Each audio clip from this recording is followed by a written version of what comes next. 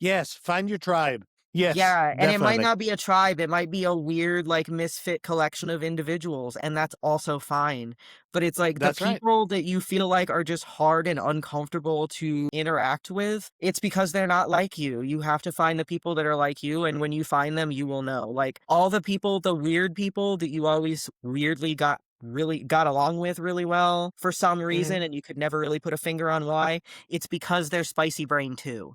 Like, that's what I've I like figured out that. was I've looked Yeah. back and I've looked back at all the people that I've had actual true connections with and gotten along with well and felt at ease around, and I look back Mhm. at all of them now and I'm like, "Y'all are all on the spectrum." You just never realized it. We didn't have a name or a label for it, but Yeah, now we yeah, do. yeah. But And now we when do. you're neurodivergent, if you find other people who are embodied neurodivergence pursuing Mhm. something, they're the best people to be around.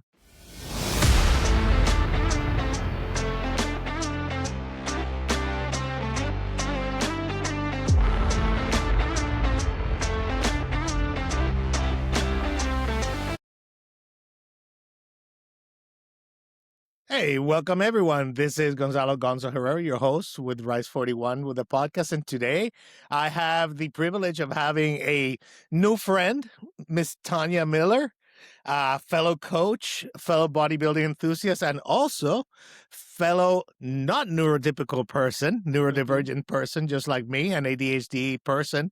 And we're going to talk a little bit about everything. We're going to talk about bodybuilding. We're going to talk about online presence, the scene, if you will, of bodybuilding in the YouTube and this environment that we find ourselves in, and how folks like us who are not neurotypical navigate these spaces, and how we work, and how we can thrive and help others in this space. So, Tanya, welcome to the show.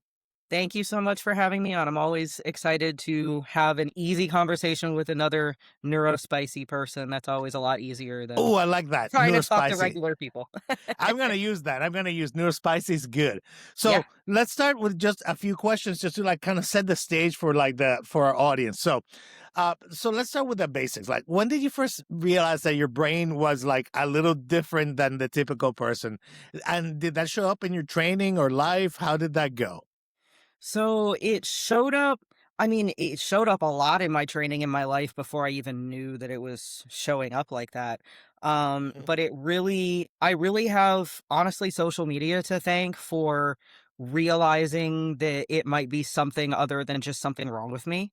Mhm. So back in like the early 20 teen or the late 20 teens, maybe like 2017, 18-ish, I started seeing, autistic and ADHD creators, like different neurodivergent creators talking about their experience and especially late diagnosed adult ones. Mhm. And it just all started clicking like way too much. And I also Right. went and saw the movie The Accountant. Do you remember that movie? Have you ever seen The Accountant?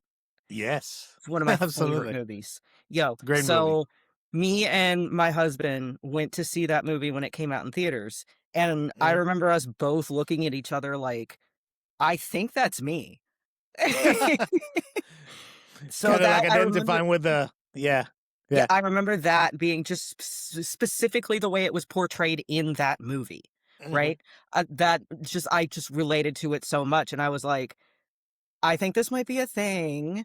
But Mhm. it just kinda went on the back burner of my brain for a couple of more years, and I started looking into it more around 2019, 2020, and the Aspie World specifically is one of the, YouTubers that I started watching a lot in the beginning, um, and just, like, finding more and more ways that I related to it, and finding more and more ways to kind of deal with your brain working that way, and so that's really what it was. It was thanks to creators actually putting out the real experience, like adult, Mhm. high functioning people who can communicate it really well and show what the actual, like what it actually feels like and what your brain feels like and what the struggles Yeah. are to give people something to relate to. Cause that's completely different than, the DSM-5 criteria. Like that's just like very For sure. sterile and black and white. And the criteria anyway focuses more on how we're inconvenienced to other people rather than what it actually feels like for us. So Right, right. And the other w- things like the experience that we have, I mean, a lot of people don't understand when we talk about a spectrum, it's yeah, exactly that. It's a yeah, spectrum. And the way it manifests is highly individualized for each yeah, one of us. You 100%. know, we have more, we have less, you know. Yeah. And Eh, unfortunately, the people who struggle less get missed and get swept under the right, rug, because right. unless there are symptoms that are Hmm. obvious that we can't control, it just doesn't get recognized or people don't believe us. And it's like, Yeah, we're just just because it annoying. We're just yeah, annoying people then. just because it outwardly looks like we're fine doesn't mean that it's not a daily brutal struggle every day in our heads. It doesn't mean that Right. our brains aren't driving us crazy every day, right? And it doesn't mean like we developed coping mechanisms in order to mask 100%, our especially differences in females, society. Yeah. especially Yes. females. Yes. Can you give me some examples, like when you say it's especially females? Because of course, me being a guy, like Mhm. obviously I wouldn't know. But Yeah. like, do you think like because of the way society treats women in general, you add this layer of not neurotypical of neurodivergence, and it makes it even more complex? Is that Yeah, basically your experience? I think it's a combination of both the nature and nurture components there, Okay. because because our brains are set up differently to have different strengths anyway. We're set up to we're stronger with social connections. It's more important for us to Right. form social connections and to be accepted into the group and to integrate and blend in. Hmm. There's more pressure on us to do that in society, combined with the fact that we just have more capability to do that. So Right. we lean on that ability to mask better. So Ah, that's really what gotcha. it That makes is sense. women inherently, even neurotypical women mask more. Right. So we're just better at that. We're better at faking it, right? Gotcha. So Yeah. that translates, like, that strength is still there with neurodivergent women, and so that can cover it up. And plus, if you're both ADHD and autistic, some of the Right. manifestations of both of those can cover each other up. Yes, there's definitely some potential for overlap, right? Mhm, And mhm. okay, I gotcha. I got you now. So let me ask you, do you see your ADHD as a disadvantage you manage, or can it be a competitive advantage that you can weaponize, or both? It's both, and it depends on how much you learn to manage it. Like, Okay. if you can't manage it, it will take you over and destroy your life. Right. If Right. you are able to manage it and, like we like to say, weaponize it and Mm-hmm. use it like if and that starts with finding connections with other people and figuring out how it actually works, and that it's not that there's something wrong with your brain, it just works very differently. It's way more complex. We've got way more connections Right. going on. We've got way more neuronal activity.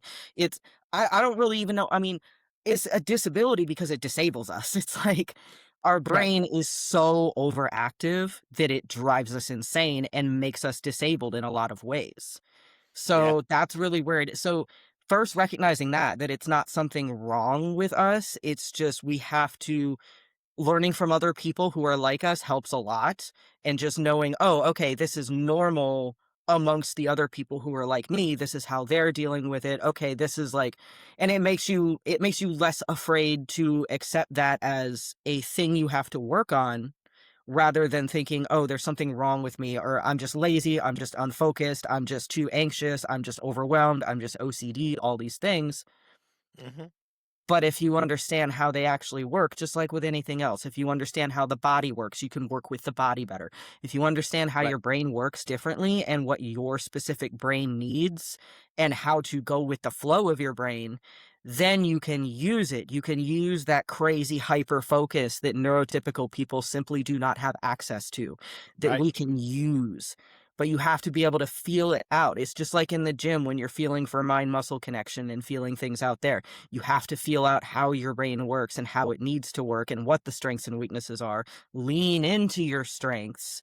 And then you Yeah. realize, oh, the weaknesses don't really matter that much because my strengths are 3 times better than a normal person's in that area. Well, it's one of those things. Like one thing I've come to realize and learn is that, generally speaking, of course, we're Mhm, all different, but from at least from a high level, the ADHD, especially the adult with ADHD, mhm. has what I call like a hunter's brain, but we live in a farming society. Yes. So our hunter's brain is extremely good at quick decision making, Mhm. quick problem solving, threat detection, analysis, snap judgment, that kind of thing. Why? Because Pattern it's a recognition. yes, pattern recognition, because Mhm. it's a survival mechanism. It's Yeah, a like, you very need quick those way to individuals in the tribe, right? Like, if you're thinking about it evolutionarily, you need those yes, individuals. because those are the guys or gals that are going to protect the tribe and warn them, like, hey, this thing's coming. This, while the Mhm, other guys are like farming or doing their social, more organizational stuff. mhm. You know, we're out here to kind of like, you know, on the edges, guarding everything, making sure that we, you know, the saber-toothed tiger doesn't come and eat us. Yeah, yeah, You we're the know, that's canary in the coal mine for sure. right. And then, you know, now in our society that has evolved, you know, now we're living in modern society. It's Mhm, not likely that we'll get a saber-toothed tiger attacking us. mhm. We have to evolve, right? We still have these behaviors and these patterns that were honed through evolution to be sharp and a great survival mechanism. But now we have to figure out, how do we adapt these to our advantage in our modern society, Yeah, and because therefore, modern society does not, afford a lot of space for being monotropic, for having a that's right. singular focus and just leaning into it.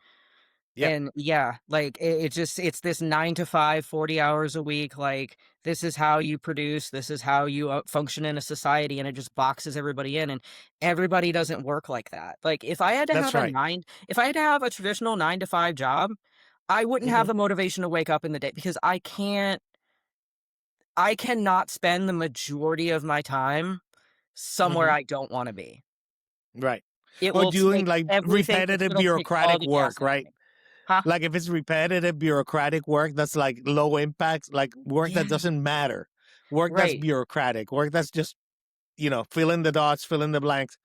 Our brains are Mhm. will shut that off. We'll literally Mhm. like just it's impossible to focus on stuff like that. Yeah, and Now plus, you like, give we're me recognizing all the ways that the systems could be better, and we're questioning systems that don't make right. sense, and it's like, if the work doesn't make any sense, and we can Why are think we of doing it? better ways to do it or ways to do it more efficiently, it's very frustrating to just, like, fall into conformity, and that's why I think that so many of our leading entrepreneurs and so many of our, like, historical inventors and people like that who just did everything outside the box and didn't do anything traditional all Hmm. ended up being autistic. Yeah, yeah, Say yeah. what you I'm wanna thinking say like about Elon outside the Musk, usual. but Hmm. Elon Musk is what happens when you allow an autistic person to have the environment they need to thrive.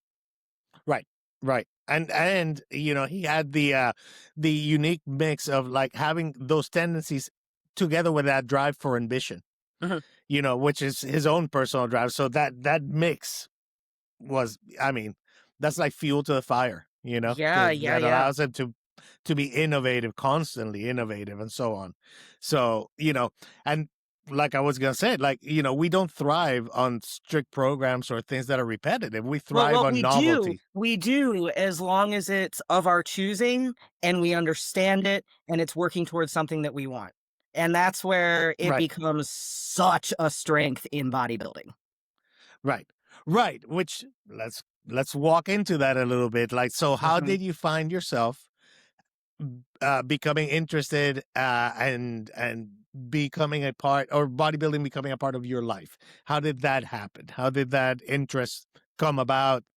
How did you end up being a coach and a bodybuilder yourself? Mhm. How So did you get there?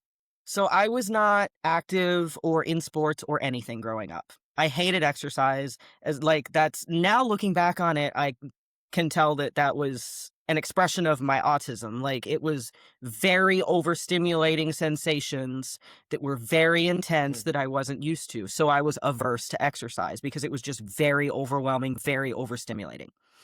So I never like when I decided at the time that girls start deciding that they're unhappy with their body, like late middle mhm. school, early high school age, Right. I decided that I was going to change that by eating less. And so that's how I got into eating disorders and all of that. And Okay. that was one place where the expression was different than a neurotypical person because most of the time you hear about eating disorders and it's like this emotional, psychological thing. It's like trauma and somebody has like a craving for control and it's all this and it's very like personal and like something that people don't want to talk about. For me, I just talk about it very objectively. I was starving myself because I wanted results. That was it. It wasn't an emotional thing. It wasn't a control thing. It was just, oh, I recognize this is how this works. I'm going to go to the extreme end and stay there until I get what I want. Right. Like that's In how I order am to with change, anything. I Once need to I like reduce calorie input. It was right, very black and exactly. white, right? Exactly. So, Gotcha. and at the time, Okay. I didn't care about health or being fit or anything. I just wanted to change what I looked like. It was purely vanity, right? Um, Okay. so went through all the eating disorders, all of that, and then later in my early 20s was when I really discovered bodybuilding Uh-huh. on Tumblr of all places. The website Okay. Tumblr. Okay, so this was back in like 2011, 2012. Okay, so this was before bodybuilding was not a thing on social media. There was barely Right. social media. There wasn't Instagram yet, I don't even think. It Right. wasn't a cool thing. It was very niche and hard to find anything about. Like for the guys, it was still like the magazine era. For the girls, we Right. just didn't really have any representation at all. Like, but I Yeah. found it There on were Tumblr. bulletin boards, I'm sure, BBS Right. boards. That's about it. Right. And I was a bulletin board person when I was growing up, but not in bodybuilding because that just wasn't my interest. I was on forums on other stuff, but never in the bodybuilding forums. Hmm. But Tumblr was about as close as to bodybuilding forums as like my generation got, right? So that's kind of Gotcha. where the niche was a little bit. And I started like seeing women with muscle, like, that era, 2012, 2013, like figure competitors and bikini competitors and things like that. And I'm like, oh, that's beautiful. Right. I was like, that looks like the work that I'm trying to put into like, I wanted my work to show on the outside. I kind of have always approached it like an art form, right? Like I Hmm. wanted to create that physical beauty. Like it's kind of the same way I approached like drawing things as a kid. I really appreciated horses in particular, like the muscle Right. lines and the proportions and everything. Something about The that really aesthetics drew of me it. in. The aesthetics Yeah, and proportions of it. I right. I gotcha. was the horse girl growing up, but it was drawing them, right? Right. So Uh-huh. I felt the same about bodybuilding and about muscular female bodies, and I'm like, "Okay, that's what I want." And so I started the hyperfocus began. Right. The Yeah, it's so hyperfocus hard began for there. the it's so hard to explain that to like neurotypical people, like how we obsess and how I feel like we almost need an obsession Oh, yeah. as If we don't, we're ADHD people. absolutely We need lost. one, right? Because if Yeah, you don't have it, then you're like just kind of wandering in the ether, you know? exactly, But when you exactly. have that focus, you can master something. You can truly, truly hyper focus and master on something, Yeah. you know. And then the other problem, at least the problem I had, I don't know if you shared this, is that depending on what it is, some things will hold my interest forever. Mhm, Music, for example, is one thing that will hold my interest mhm. forever. You know, like I will always play guitar and I will always do music. Writing, drawing, same thing. Creative, interesting. It's always the creative stuff. Bodybuilding now, same thing. Yeah, Obsessive. You know, it's like my wife who's neurotypical. She's like, oh my god, this obsession is like, baby, I need something to like hone that energy and like focus it. yeah. Right, like that's what we need. Yeah, You know, because that brain is it's gonna be firing at all cylinders no matter what. So yes. you can either give it a track to run on and organize itself, Hmm. or you can let it drive you insane because it's gonna go in every direction and you're not gonna know what to Yes, do it's with gonna yourself. run wild Yeah, everywhere, and that's not what we want. you have to hone it into something. Yeah, it's like training with a fast brain. It's almost like what we have to like think about it like that. So, I like so to let me. I like to Go kind ahead. of describe it as having 1.5 persons worth of consciousness in one brain. Yeah, yeah, that's a good way of thinking about it for sure. Yeah. So Yeah, let yeah. me ask you this: when you have I know I have these sometimes, like a bad ADHD day. What Mhm. does that look like? And you know, do you still get your lifts done, regardless? Oh, Like I always get when my you lifts have a done. right, I we always get always my lifts we done, always no matter what. refocus. See, that's part of that, like, that structure cannot be broken. Like, that's the necessary structure, that is, like, the train track that my brain needs to be on. I have to do my bodybuilding. I have to do my That's the training. I have grounding. to It grounds you, right? Yes, I Okay. have to get my meals in, like, my meals are gonna be what they're gonna be every day. I have to get my steps in, like, all of that keeps me grounded, and if anything is the thing that I need the most on those bad ADHD days or the low spoons days where I've just got nothing to give anything. If I don't Right. have those things, then it's rock bottom. Like, Gotcha. Gotcha. if I don't also adhere to those things, I'm just completely ungrounded and in space. I understand. So, are you in prep right now? Like, Yeah, are yeah, you, I'm actually, just over 9 weeks out right now. okay, so you're 9 weeks out. So do you hyper Mhm, focus on prep? Like, because this is where we can use our, I did my first prep mhm, recently, and did a mhm, show in November. mhm. And one thing I did notice was that our superpower is very handy when it comes to prep, because you can then hyper focus on, these are the foods, these Yeah, are the times, this is what we're going to eat, this is what we're going to do. And it's so much easier when you have that hyper focus versus like mhm. the typical person that I'm sure is like fretting about, do we do this? Do we not do this? Do we not? They waffle. We Yeah, don't. oh my god, I can't imagine having to make if I had to make a decision every day at mealtime and every day at Oh, God. training time and if I had to make those decisions constantly every day, I would literally Mhm. go fucking insane. Like, I can't imagine making those little decisions that normal people make all day on the spot. I would be Mhm. catatonic. I wouldn't be able to do anything else. Yeah.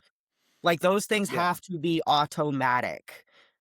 And honestly, Right. like, being in prep now, absolutely nothing has changed. My calories are just lower. Okay. Like, So you it's don't have any issues with impulse control, like late at night or anything like that? no, With and I Okay. will say, that didn't come easy for me. I love food more than anyone I've ever met ever in my life. Food is I have awesome. the appetite of somebody who weighs 400 pounds. I should not have this appetite because my metabolism does not match that appetite. Right. Right. Like, at my highest calories, my highest off-season calories, I could easily, comfortably eat twice as much and be happy about it. Gotcha. So, So having this more rigid plan then helps you calm your brain then, is it what it really sounds like. does because otherwise I would just eat all the time. Right. Because I'm Right. very Because dopamine seeking, and the best dopamine source for me, other than nicotine, is food. absolutely 100%. Same here. Same I here. love And like, it's my I literally consider it a stim. Like, that's, like, my main stim that, like, brings yeah. me back into my body and grounds me and makes me, like, regulated again, is literally eating. That's, like, the best way to do it. Yeah. Unfortunately, I cannot just do that all the time. So this regulates that and controls it and eliminates the decisions. So then Yeah. that again, falling back on, like, I need that structure, like, especially for autistic people, like, we really rely on that structure because otherwise it's decisions all day and we everything is already a decision all the time. Like, we don't just subconsciously do things, everything is consciously processed all the time. Yeah. So we're kind of always a little bit closer to that red line. It's not because our threshold is lower, it's because we're closer to it all the time. So then if Yeah. you add more stuff to it, like decisions about meals all the time and decisions about what workout we're going to do today all the time, like we're going to be up here and we're not going to be able to do anything. And decision fatigue is definitely a thing. Decision Yeah. fatigue is like, I've noticed, like in my case, I do struggle late at night with the snacking thing because of the Mhm. dopamine. And I can tell 100%. that it's that I am so tired of Yeah. making like work related decisions all day and Yeah. life related decisions all day that, Yeah. man, at night, if I'm not aware of it, it's like I could stand in front of that fridge and just snack and eat 1,000 calories without even Oh, yeah. realizing it. That's why Just that. intuitive eating could never work for me, and I know that because I tried it one time, and I was about 170 pounds after 9 months. Wow. For Wow. reference, I'm Yeah. 130 right now, Mhm. Mhm. and I'm not So that it lean made, yet. wow. No, that's crazy. And so Yeah, so it's like, it just completely eliminates that because it's like I have my plan, like, literally, if you look in my chronometer, all year round, prep, off season, doesn't matter what it is, it's repeated day to day. I have like 2 or 3 templates set up depending on kind of what my diet rotation is at the time. I'll have like right, a training day and an off day at minimum, and then if I'm dieting, I'll have a low day and a high day for each of those. So right. then literally every week I just go back and copy the equivalent days over. That's it. And then And like and I'll then you make don't have to little decide. Yeah, and I'll go through and make little tweaks here and there, like, oh, the 2 pieces of bread weigh something a little bit different, so you go in there and change that, or I have, like, ran out of this, so I had to sub it for this, so I'll make little tweaks here and there. I'll make changes if I want to, but more or Yeah, less, I'm copying the entire week, week to week to week, and I just eat that. And I love all my foods because I'm not on a meal plan. I've never been on a meal plan. I've always had macros. So I just make a meal plan for myself. I get real yeah, creative with it. I'm also lazy. So I do not do super complicated or like heavy duty cooking. Like the most cooking I do will be putting frozen vegetables on a pan or putting something in the air fryer. But I love all my meals. So that gets me that dopamine hit, even if it's not as much food as I would like, because it never is. right, But right, that's just the right. reality. Like, I'm always gonna wanna eat more, so there's no point. So, I just follow my meal plan every day. I enjoy every single meal that I get to. Right now, maybe not quite so much because a couple of them are real small, but I still enjoy them as much as I can and make them as enjoyable as I Sure. can. Just repeat that day to day. I'm happy with my meals. I don't have to think about it, and it's meeting my goals, and that makes me feel so good. Like, that's the only thing that, like, makes my brain livable is knowing that I Yeah, have a protocol that I am pursuing for a greater goal and I am checking the boxes 100% every day. That's oppressive to some people. It feels restrictive to some people. Apparently, right. I don't know Hmm. what they're talking about. Yeah, Because to I me, love the list. I love the checklist, like the checklist and the plan, it right? gives me more peace than I've ever experienced. Like that is the only Like way every for time me I to check be a at peace. box with the plan, like you're saying, every Yeah. time because I have like so there's a bunch of things that I do daily every day, you know. Mhm. So my fasted cardio, my Mhm. walk, my whatever. Yeah. And I have literally a list on my phone that I like check off every single day. And it's the Mhm. same thing. And I don't have to do it because I know it. But I do get, and I can tell it's a dopamine hit every time I check off one item. It's like, ah, that's done. Mhm. That's Mhm. done. That's done. You know, this meal got Yeah. done. This thing got done. Like, And so I and what absolutely, and absolutely understand. what's a better fit for that than bodybuilding, right? Right. Because everything is boringly regimented. Yeah, That's the and if thing you like can normies don't actually get. enjoy that, like, if that is actually your preferred way of operating, Hmm. you're a killer, you're a killer. Yeah, yeah. Yeah. I would say like, you know, having like being on the spectrum, be it with ADHD and or autism, Mhm. can actually be a superpower if you're a bodybuilder, for Yeah, sure. this is one of those ways, this is, like, one of those little niches where, like, neurodivergent people really, really thrive, and I think Because we can comply. Yeah. there's a lot more neurodivergent people in bodybuilding than I think they realize. Like, we know I our think so own. too. I can Yeah. smell it. I think so too, and I think there's a lot of people don't even realize that they have those tendencies already, No. that No. that their brains really do operate somewhat on that spectrum, Yeah, and and they I just will don't it's know it. like They just don't it realize it. it's, like, annoyingly trendy to talk about it now all of a sudden. So it's Hmm. like now we're actual people with diagnoses are not getting taken as seriously because now it's like a trend to talk about the tism and oh everybody's autistic on social media like it's just like a joke Right, now. And right, it's like it's just like, 10 years ago or so when everybody would still make jokes about being OCD just because they like things being clean. right. And And it's it's like, like, nah, you don't buddy, understand going, you don't understand going back to the same room 5 times and flicking the right. switch. It's not Yeah. the same.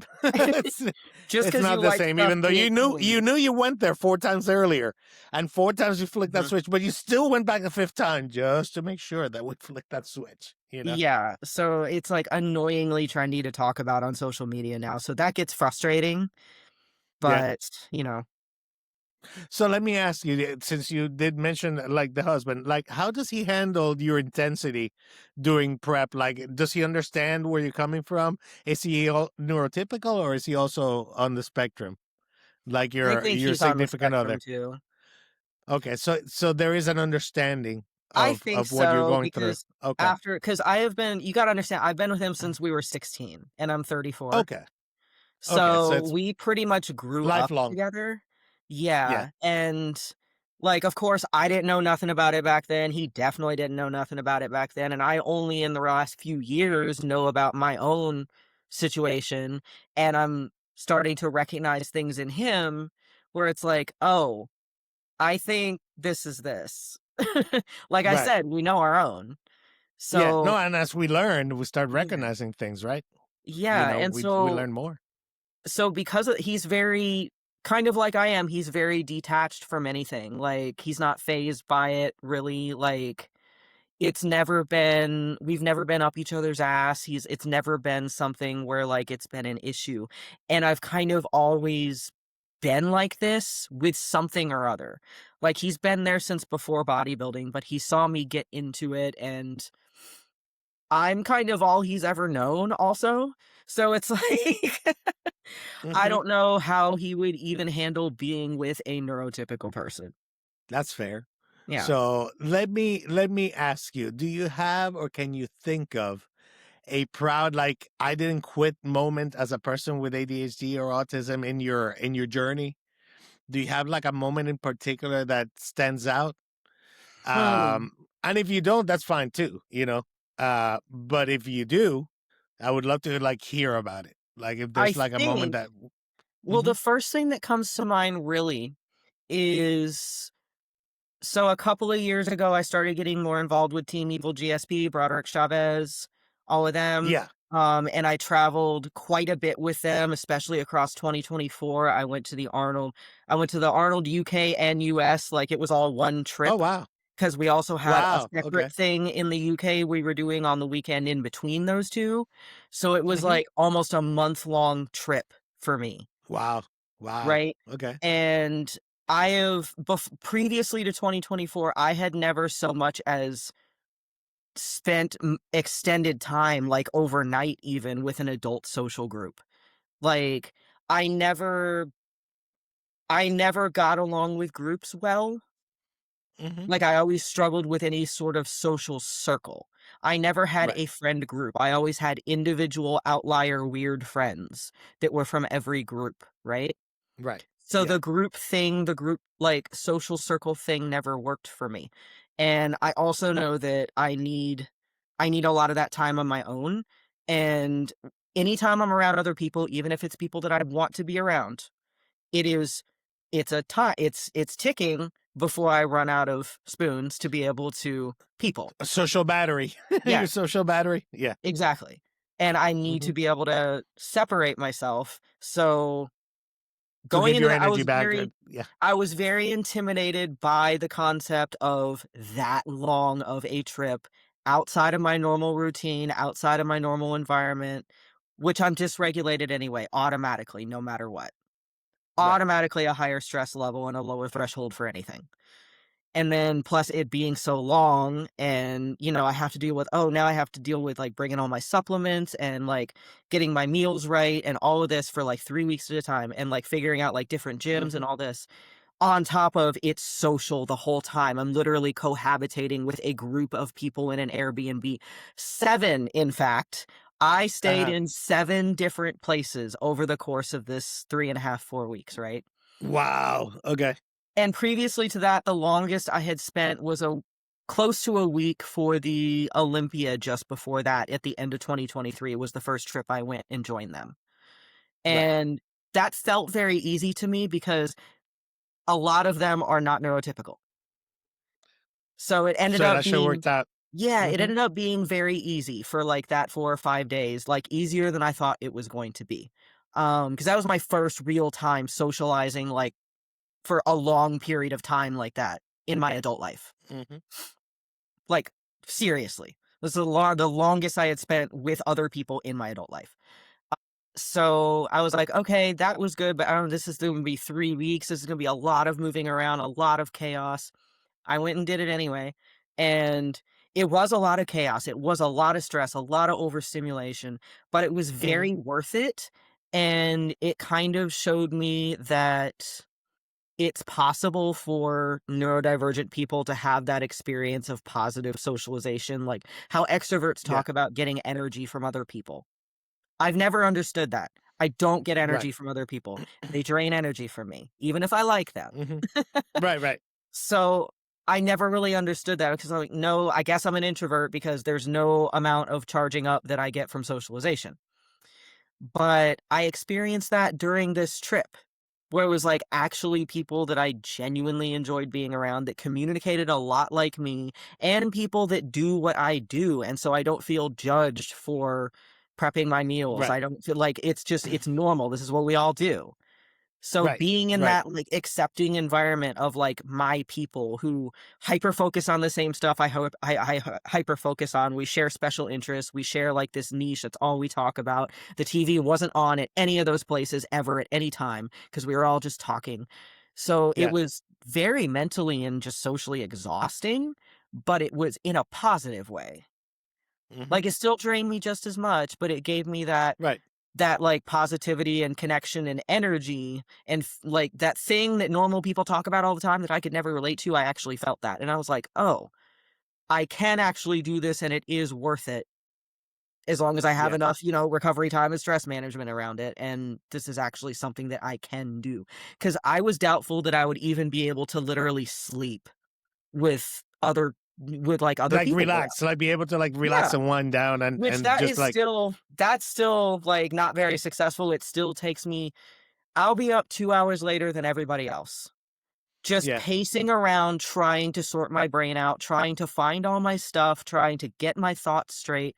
I'll be walking around an Airbnb for 2 extra hours when everyone's asleep before I can finally wind down and get to sleep. So it's still really, really, really tough on me to travel and do things like that, but it is Right. so rewarding when it's And do the you right feel like it's people. getting better as you do it more? Do you feel like you're kind of like Yeah. learning maybe some coping mechanisms, or perhaps, getting more comfortable, if you will, It more is, comfortable being yeah. uncomfortable, which is what we do as bodybuilders, by the way. Yeah, It's 100%, and it's like, there's a certain threshold for neurodivergent people where, like, more exposure is not better and more stress is not going to make us stronger, it's just going to That's fry us right. out. It's just going to So fry it's us. Yeah. yeah, it's kind of like an edge you have to dance there to find that, without pushing Hmm. yourself over it, but that again, that comes in as practice when you're doing stuff out of your comfort zone and you're finding that edge because you have to find the edge to know where it is, right? So, Hmm. yeah, I definitely did get a lot of, like, comfort socially and just knowing that I can get through it and knowing that I can somewhat manage myself enough to be mentally healthy through that, and yes, I can sleep at night with the right amount of Xanax and THC. That's fair. That's fair enough. So let Yeah. me ask you, in order to like kind of like bring the plane in for a landing. So what's next for you? You have a show, I believe, right? I So do, that's and that's this is coming. actually my first show, so I've been doing this for a long time and, I know all the ins and outs of bodybuilding, it's been my thing, I've absolutely mastered it as my craft for the last half of my life, but this is the first time I'll be doing a show because like I discussed on Coach's Corner last week, I had a lot of health issues and, like, just shit I put my body through just completely broke a lot of stuff, like the eating disorders when I was growing up and putting a Right. Band-Aid on it with birth control and, literally overtraining. Like, I know overtraining is actually hard to achieve. I literally overtrained for You did quite it. a few Okay. years. I did. I overtrained to hell. That's that extremity. Like, I found the edge. I was like, okay, we need at least one rest day a week. I will have one rest day a week. The other 6 days, I will do 2-a-days. And I'll Yeah. eat 1,200 calories too, because that's the only way I know to get lean. Right. Right. So So, like, I'll overdid just take overdid it it to the completely. Yeah. extreme. Yeah, yeah. Yeah. So, because of taking it to the extreme, I ended up dependent on HRT before I was 30 years old. And Wow. so, like, there was a lot of, like, bumps in the road of having to figure stuff out. Like, the bump in the road of, like, pushing myself way too hard and eating way too little for, like, the first 5 or 6 years. And then the bump in the road of trying to figure out how to get my hormones back online, which never happened, and trying to find an endocrinologist that would listen to me and fix it. Yeah. That took 7 years, by the way. Yeah. Like, No, I'm not surprised. I had my last menstrual cycle in 2015. I did not get to an endocrinologist who would put me on HRT and thyroid replacement, by the way, which I also needed the whole time and nobody ever told me, until, like, 2022. Wow. Wow. Yeah, Okay. that is how hard it That's a is. Like, long time. you have to kick and scream as a female to get hormonal attention. My wife has told me the same exact thing. She's Yeah. in, we're a little older, so she's in the Mhm, whole like perimenopause thing and all that. And it's mhm, been, I mean, a lot of the endocrinologists, the traditional ones anyway, mhm. they have a script that they run, they have an algorithm that they use, and that's it. And Yeah, they will not, they don't even wanna give legitimately menopausal women HRT who are at a right. menopausal age, let alone Hmm. women who went into early menopause because of whatever Right. reason, like Because they'll say something like, "Well, at your age, you can't possibly need that." It's like, do you not see the labs? mhm. Do you not But see if the I was a numbers? man, I could just come in and say, "Hey, my dick is soft," and I would get TRT. Yeah, here you go. Psh, here you Yeah, go. exactly. Come back twice a week. Twice a week. Yeah. You know, So anyway, so that's incredible. that's that's that's why, like, it's taken this long for me to get to that stage because I'm not interested in going on stage, looking like I still have 5 years of muscle mass to put on. Like, I'm not inter I No, told no, my you coach want to be that ready. yeah, I wanna come over prepared and spend the least amount of time possible on the NPC stage. Like, what are we doing?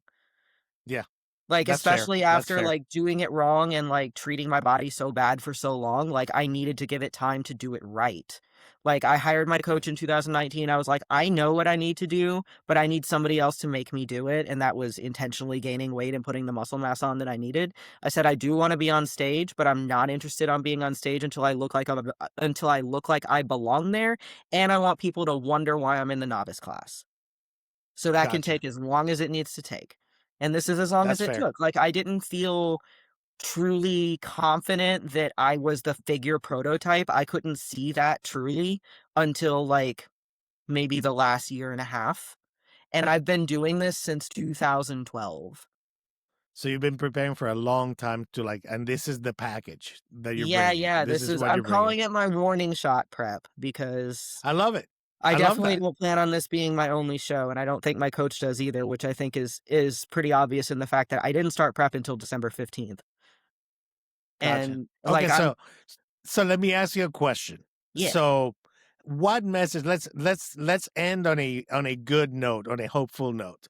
What message from what you've learned would you give other young women who may also be Mhm, ADHD or non-neurotypical when it comes to like sports and or dealing with like the things you've dealt with? What message mhm. would you like, what lesson would you like to like share with them to inspire them maybe, or Well, prepare them for like the world, if you yeah, will? the first thing is there's a reason why everything feels so goddamned hard all the time, and it's not because there's something wrong with you. You just need to understand how you're different, and then once you do, you can make beautiful things happen with that very thing that is making you so miserable in your head right now that you don't understand how to wrangle. I love that. It's just a lot of horsepower up here. You Yeah. can't drive it like a regular car. It'll make you crazy.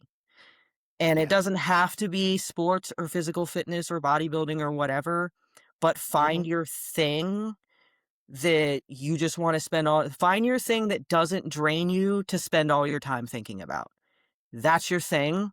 Take it to the end of the road if that's where your brain wants to go with it. And if it is a physical thing, that's really good because I really happen to think that exercise and training and lifting especially is extremely good for our nervous systems. It's very regulating and also Yeah. the structure that it requires. That might be the first structure that's ever been imposed upon you as an adult. And it might make you feel a lot better. I love it. I love that message. I love that message because it's actionable Mhm. and it's practical. So thank you so much. So thank you so much for spending this time with us with the podcast, Yeah, Tanya. This was like amazing. thanks for giving me a space to kinda combine these 2 worlds because, like, I really like when I Absolutely. get to do Absolutely. it, And but we it can do doesn't it again for sure in often, the so future. I would love to do a mhm. Yeah, I would love to do a post show, like after your show, to get your impressions, and you can give us like the post show, like, blow by blow, what you learned, what you experienced. Yeah, I'm sure the audience would love to, like, I know I would love to hear that. So, by the way, so you're yeah. going to the Arnold this year also? Will you be I there? wish, but it's gonna be so close to my show. Oh, that's right. That's right. You Yeah, did it's gonna mention be, that like, in the a coach's couple corner. weeks before my show, so I can't. Okay, yeah, I'm trying to get there. I was I know hoping, but all the people that I wish were there at the last one I was at are now going this year, and I can't go. well, there's always the year next, Yeah, hopefully, yeah, yeah, if so somebody wants to put me up in an Airbnb, I'm more than happy to be there. I think as a group we can all figure that out, what with Paul and his crew and Yeah, Dave yeah. and Yeah, everybody, Amy, all these folks. now that I know that it is tolerable and damn near even enjoyable, I might say, to spend time with people who are actually your people. That's another thing with, like, advice to young, like, neurodivergent people is you have to find your people. Yes, find your tribe.